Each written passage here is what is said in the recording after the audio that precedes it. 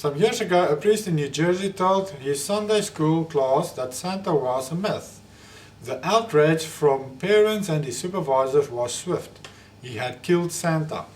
He had destroyed family tradition. He had usurped family authority. The article continued. He was officially censored by his superiors for being overzealous and insensitive. His crime? He told the truth. According to Langer's Encyclopedia of World History article under Santa, Santa was a common name for Nimrod throughout Asia Minor.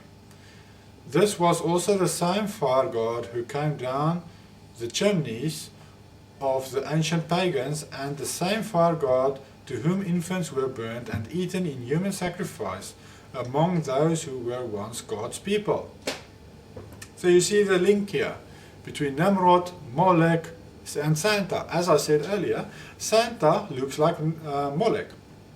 Molech had a Phrygian cap on his head. Now Santa has the same. We placed the children in Santa's lap as the parents did back in the day when they killed their babies. Placed it in the lap of Molech. And it's all referring back to Satan himself, who people worship on Christmas. Today Santa Claus comes from St. Nicholas. Washington Irving in 1809 is responsible for remaking the original old stern bishop of this same name into the new, Jolly St. Nick, in his Knickerbocker History of New York. Most of the rest of America's Christmas traditions are even more recent than this.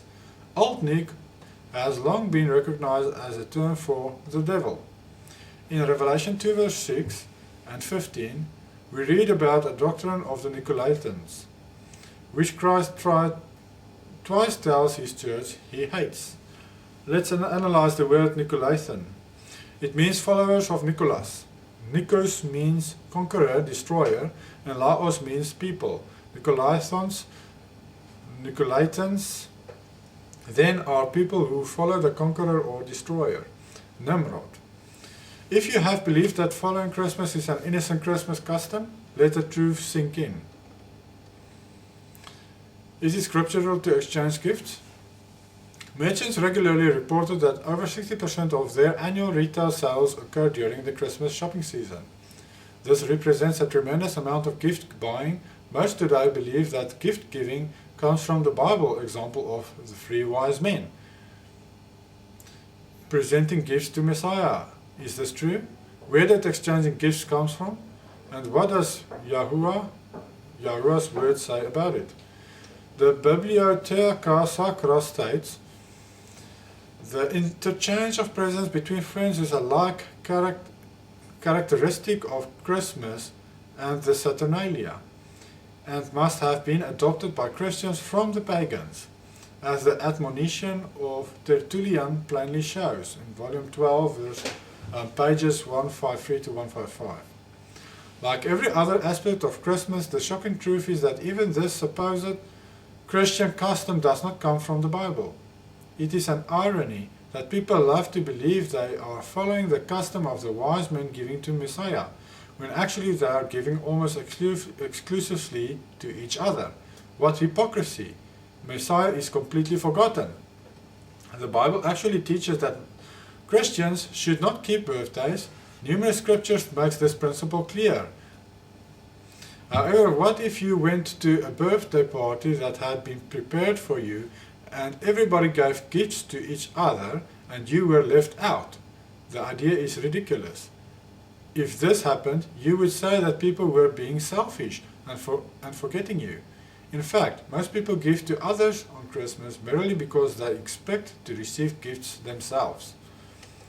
Let's briefly return to the wise men who gave gifts to Messiah. The scripture describing this is Matthew 2 verse 1 to 11. Now when Yahuwah was born in Bethlehem of Judea, in the days of Herod the king, behold, there came wise men from the east of Jerusalem, saying, Where is he that is born the king of Yehudim? The Jews. And when they were come into the house, they saw the young child with Mary his mother. I don't know if you heard there, young child, not baby. So this was not at his birth anyway, it was when he was a young child. And they fell down and worshipped him, and when they had opened their treasures, they presented unto him gifts, gold, frankincense, and myrrh. It is commonly supposed that these were birthday presents for baby Jesus. But is this what the Bible actually says? Absolutely not. First, it is important to note that they did give the gifts to Yahushua. They did not stand in his presence and exchange gifts among themselves or give them to others. The gifts were presented unto Yahushua. Also, they arrived well after his birthday. This is another reason these could not have been birthday presents. A long-standing ancient custom of the East was to present gifts when coming before a king. These men understood they were in the presence of the king of the Yahudim, the Jews. The Bible carries many examples of people sending gifts to kings or presenting them upon arrival into their presence. The custom is common today when ambassadors or others come into the presence of a world leader. Finally, notice what Adam Clarke Commentary, Volume 5, page 46 states about what really happened on this occasion. Verse 11, they presented unto him gifts.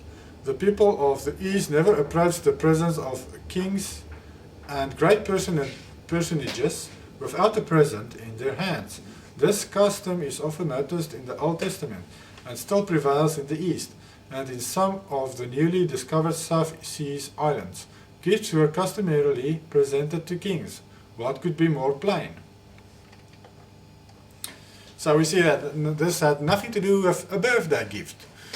Yahushua didn't receive gifts because it was his birthday. He was a young child when those wise men arrived. They didn't arrive at his birthday. No booklet about Christmas is complete without some explanation on the Christmas tree. We have touched on it without directly focusing on it. The modern Christmas tree originated in Germany, but the Germans got it from the Romans, who got it from the Babylonians and the Egyptians. The following demonstrates what the Babylonians believed about the origin of the Christmas tree. An old Babylonish fable told of an evergreen tree which sprang out of a dead tree stump. The old stump symbolized the dead Nimrod. The new evergreen tree symbolized that Nimrod had come to life again, in Tammuz. Among the Druids the oak was sacred. Among the Egyptians it was the palm, and in Rome it was the fir, which was decorated with red berries during Saturnalia. From Welsh Curiosities of Popular Customs, page 242. Now Frederick J. Haskins answers the two questions states, the Christmas tree is from Egypt and its origin dates from a period long anterior to the Christian era. Did you know this, that the Christmas tree long preceded Christianity? Most aspects of Christmas are not referred to in the Bible. Of course, the reason is that they are not from Yahuwah. They are not from our Elohim. They are not part of the way He wants people to worship Him. The Christmas tree, however, is directly mentioned in the Bible. Turn to Jeremiah 10 verse 2-5. Thus says Yahuwah, learn not the way of the heathen, for the customs of the people are vain. For one cuts a tree out of the forest, the work of the hands of the workmen with the axe. They deck it with silver and with gold, they fasten it with nails and with hammers, that it move not. They are upright as a palm tree, but speak not. They must needs be born, because they cannot go. Be not afraid of them, for they cannot do evil, neither also is it in them to do good. Now this plain description of the modern Christmas tree is clear. Yahuwah directly refers to it as the way of the heathen, just as directly He commands His people to learn not the way of the heathen, calling these customs vain. Verse 23 adds a remarkable and powerful statement. O Master, I know that the way of man is not in himself. It is not in man that walks to direct his own steps. Yahuwah must teach people how to live.